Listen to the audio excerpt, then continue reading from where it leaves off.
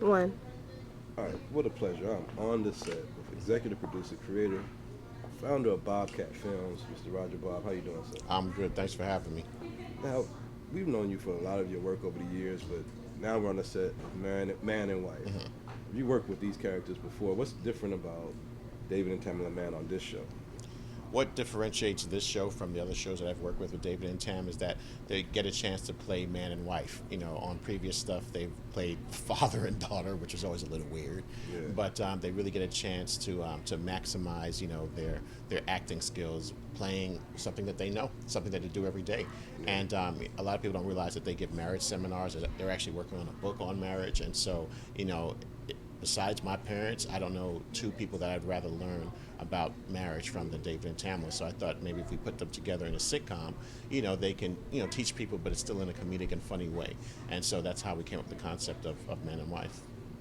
Tell me a little about your journey to here and how did you get into this? Because most people that are looking to get into the film and entertainment, they want to be a director or actor, and you've taken it to the next level. Like what was your journey there, and why did you kind of aim for it?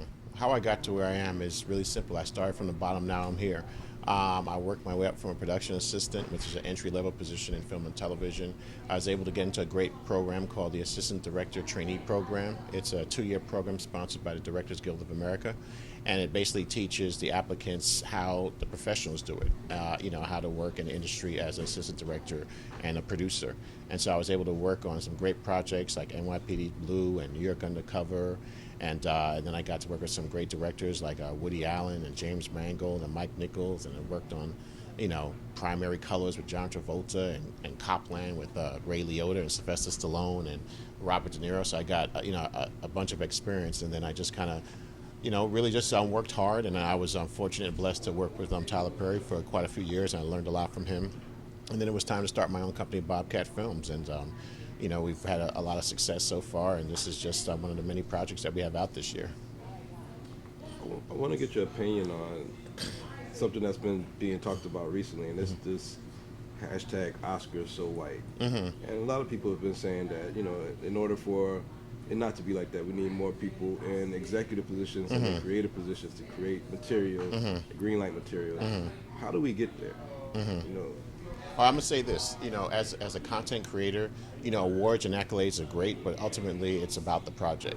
So winning an Oscar is great, but I'd rather still just have, a great film that people go to see and support, and that's got to be more important, than Oscars. So I'll say, now having said that, yeah, basically the way the Oscars are decided is, the members vote.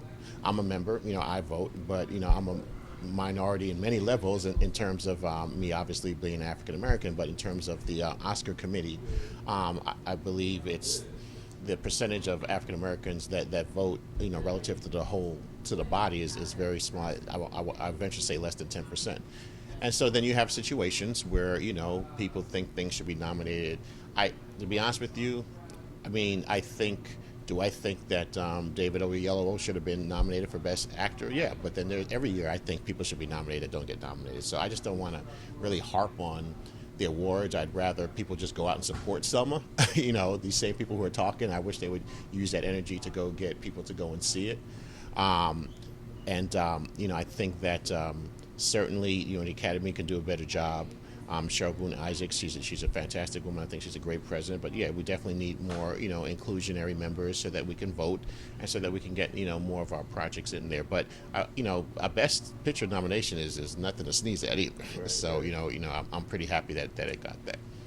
And for your films, I know this is great. We're on the set of Man and Wife, but you're also doing a film with Garcelle Bouveau and Melinda Williams and Terry Vaughn. Where do you see the type of content that you're gonna put out? What is there like goals set in there, or what type of stuff you want to put out? Well, my goal is just to create content for African Americans, and we're not a monolithic race. Some of us like rock music, some of us like hip hop, some of us like documentaries, some of us, are from the United States, some of us are from the Caribbean. So we have diverse messages, and so I want to show those diverse messages in the films that I make. For example, the last film that I did, Girlfriend's Getaway, we shot it in Trinidad. My heritage is from the Caribbean, so I was able to fuse the two. Caribbean Americans and African Americans, and we had this, nice comedy, and did very well on TV One. They've actually greenlit A Girlfriend's Getaway 2, which we're going to be shooting this year. So for me, I want to have, when I'm all said and done with this industry, I just want to have a diverse palette of product out there that that represents the African American experience. Where you've also been a part of reality TV recently. We see you on the Real Housewives of Atlanta. How is that? I mean, because I know there's a lot of great people, like you mentioned, Cheryl Boone Isaacs. There's a lot of people in great positions behind the scenes that American and African Americans don't know about. How is that visibility, just being on that different platform, either being reality TV, help people to recognize that you're out here making movies also? Just how does that help your notoriety? Well, hopefully my very, very brief presence on other reality shows will show potential African American producers and directors that we are out here and we are doing things. So if there's a positive to that, then hopefully that's been achieved. Okay. And you also got some other projects later going on, BET and everything else. And I heard you say that they're reality, but people have been talking about the success of Empire, the success of Power, and how these shows are changing the material that black actors are able to work on. Do you think that we're at a time where viewing patterns are really changing and that material is changing for African American actors? Yeah, I think right now, because of stations like Netflix, for example, and of course HBO, I think audiences are more sophisticated now, and so they expect a lot more for their eye and I think they recognize that as a consumer, they have a say in what they see. If there's something that they don't like, and if it's something that's cheesy or has low production value, they're not going to support it. So when you have these great television series, I think television has really raised the bar in terms of theatrical, and so with regards to what's out there now with Power, with Empire, with the other films and television movies that are coming out, I think we've raised the bar, and it's certainly because of the success of all these other shows that I've mentioned, there are more opportunities out there on the television landscape for us to really achieve some quality work. And last question, we covered Mandela's funeral in South Africa, and while down there, one of my producers went to a store and saw a rack full of bootleg Tyler Perry shows that and movies that you used to work on, and you being from the Caribbean, my mom's from the Caribbean. How do we get our material and be able to monetize our material in these other spots where they're still watching our material, even if we're not making money? How do you see us going more international with our product, where you see Captain America, of course, do all this worldwide box office, and a lot of black movies seem to stop at the continental borders. How do you think we could transition that to get our product to the eyeballs that's obviously there around the world to look at it? Well, it's beholden on the studios and production companies to basically have a presence overseas, and it's somebody said something really was smart to me. They said, there's no country called international.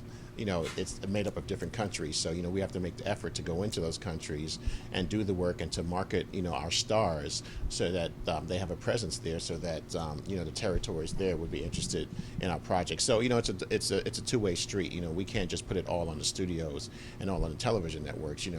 We as content providers have to, make our, stars really have a physical presence there. Go out and touch the people. Go out and and meet the broadcasters and meet the distributors locally in each of these markets, and that would eventually help increase, the African American presence overseas. You can see Mann and Wife premiering April 7th at 9 p.m. on Bounce TV.